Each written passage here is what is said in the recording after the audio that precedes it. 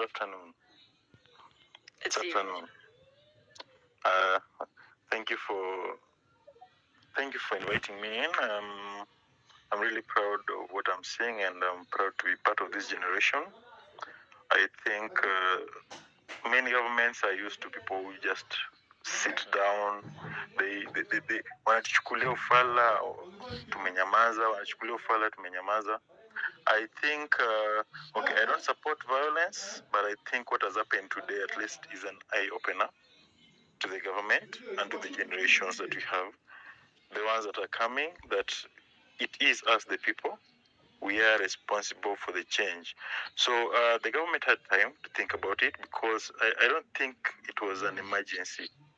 Like, pushing it with impunity, I think that's what fired the anger in Kenyans.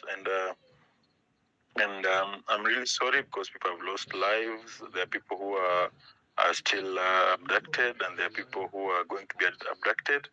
I'm really sorry, and I hope that this will bring change that we want. And I'm really happy. I think now the next call of action is voting. We wait for the people in 2027. We just wait for them. I don't think we should take it further than this, because they've passed it.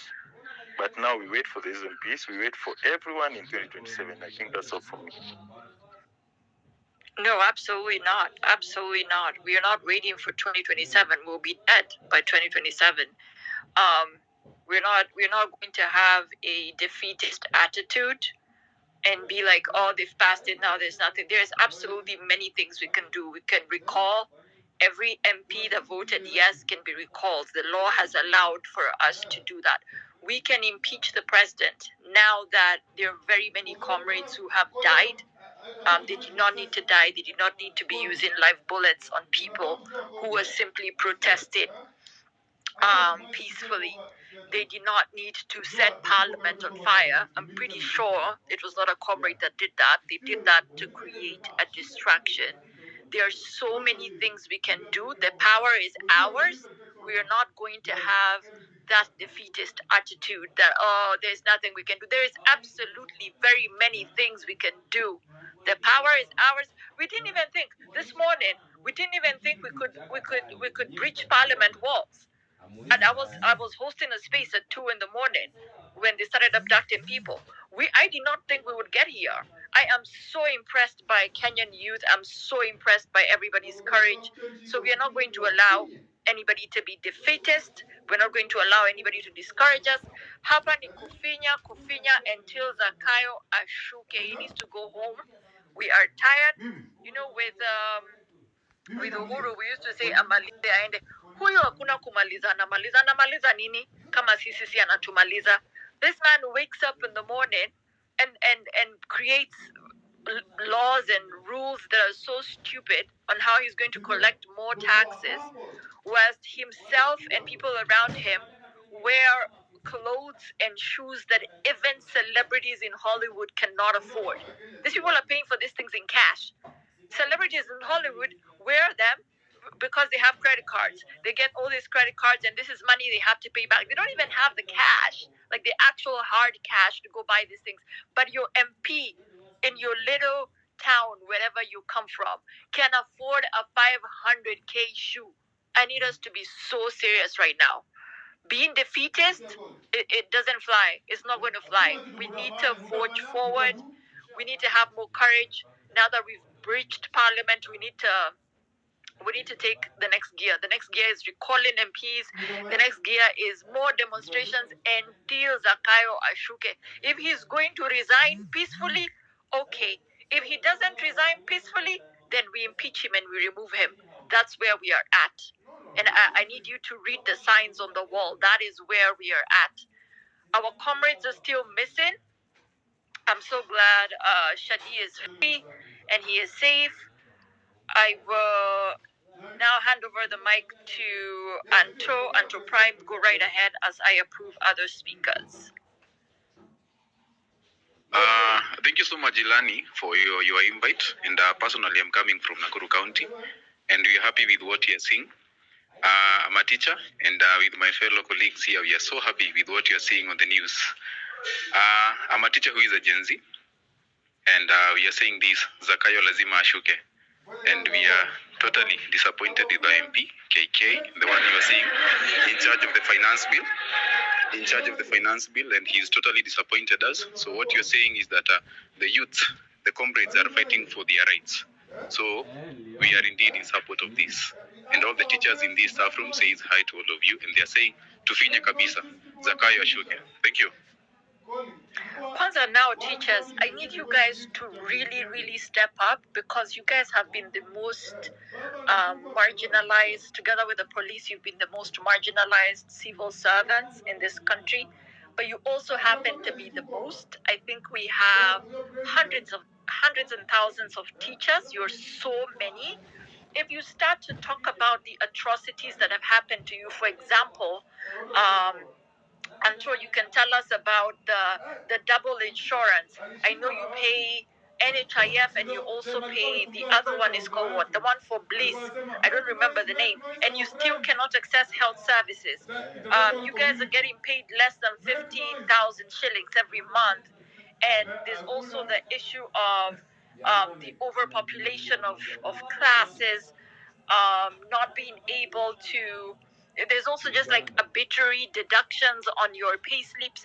You teachers need to band together and start telling everybody what you've been through. Because one thing I know about people in the village, they listen to teachers. Walimu are very important in the village. If you guys speak up and you tell people what you've been through, I feel like that will really help our cause. Let's see, Red Herring, Girishi. Red Herring, you could go ahead. Okay, thank you for putting up this platform for me. My message is to the police. I will say, don't let anyone use you as their personal bodyguard. Do not let anyone use you, and yet they don't even value you enough to pay you enough. That's not fair to you. That's not fair to your family. That's not fair to your neighbors, to your friends, to everybody that you associate with. It's not. And to see this is how you're being used to take power and control, and someone who's evil, vile, cannot even come down and talk to us for 2 seconds. He talks about having a platform for conversation, yet he has not even addressed the nation for 1 second as the president to even take accountability for the people that have died so far. Let us not relent. Let us not talk about 2027. We cannot afford to. Zakayo Ashuke, that is all. Thank you. Exactly. You know, even before we got here, before we got to this situation where we need to protest against the finance bill, we are now actually past that. We are past the finance bill. But before we got here, I want you to remember these people had spent weeks campaigning for 2027. They had already started grouping themselves. Oh, Mount Kenya wants Sijui de Nyoro. Oh, Mount Kenya wants Gashagwa. Oh, now let's go back to Uhuru. Oh, Watu wa Mlima. They had already started all that bullshit. So we are talking to them and saying, listen, we don't want this thing. And then they're busy talking about 2027. D came on this platform and called us wankers. We have tried to speak to them. They have refused to listen. The only language they seem to understand is the language of protest. And even that, they're not hearing very well because today they voted yes. So even that, they're not hearing very well. So we have to increase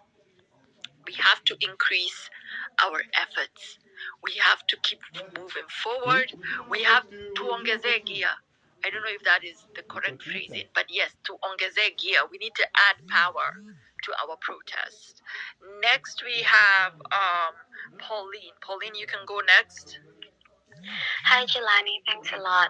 Honestly, I hear you guys speaking. I'm literally in tears. I love Kenya so much. So much. I just saw some very disturbing images. I was like, why will they kill innocent individuals? Why will they be killing us? Those are like young people. Watu wanatoka kwa manyumba zao. They're just going out there to just express themselves. And they had the audacity to like, shoot or kill? And what we just wanted to know was, what's up? I mean, give us an audience. Listen to what we're trying to tell you guys. If it's rejected finance bill, you have to listen to the people. But you wamejipiga vifua wanasema lazima na wanaua watu. So I also needed to confirm if whatever they're saying that there's going to be like a state of emergency starting today, is that real? Is that credible? Also, all these images of the people in the front line, the doctors we had in Germany, how are they? Are they safe? What's the situation of those people who are abducted?